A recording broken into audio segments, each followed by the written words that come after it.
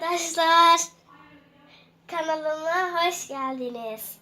Bugün sizlerle beraber slime yapacağız.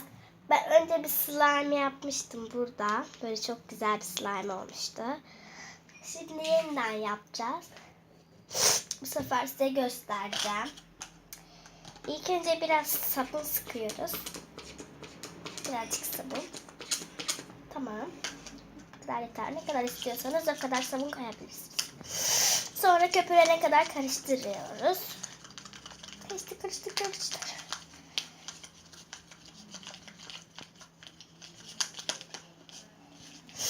İyice karıştırıyoruz. Köpürene kadar böyle üstünde minik köpükler olacak.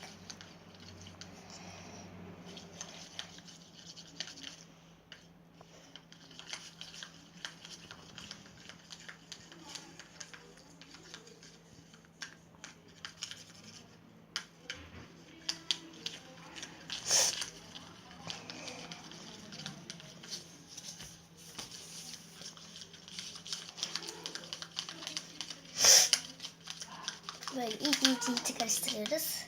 Sanki biraz köpükler oluştu. Şimdi birazcık çok az bir şekilde tuz atıyoruz. Tuzumuzu kapağını çevirelim. Şunu yer boşluğa gelsin.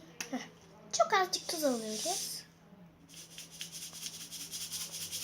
Çok azıcık ama. Çünkü tuz slime eritebilir, sabun eritebilir.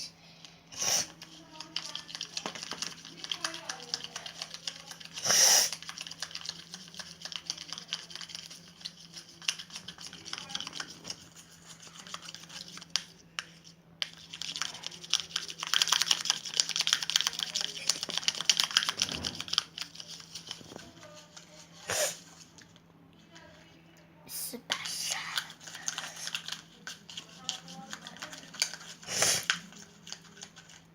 İyice karıştıracağız.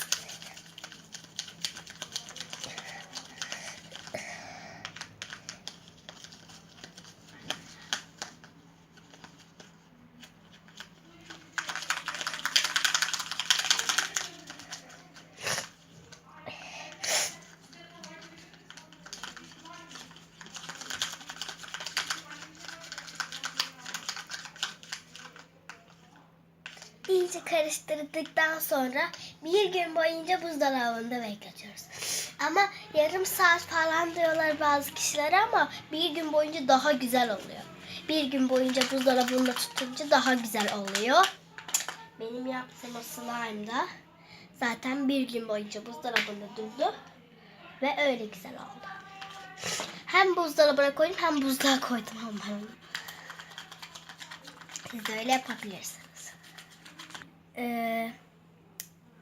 Böyle hiç elime falan depişmiyor. Süper bir slime bu.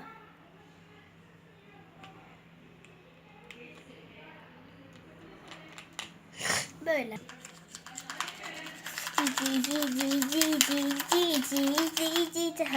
Tamamdır.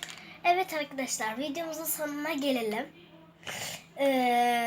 Bir gün boyunca isterseniz bir gün boyunca buzdolabına bekletebilirsiniz. İşte böyle bir slime yaptık biz. Ama buzdolabından çıkarttıktan sonra birazcık şey oluyor, eriyor. Bunu dolaba atacağız.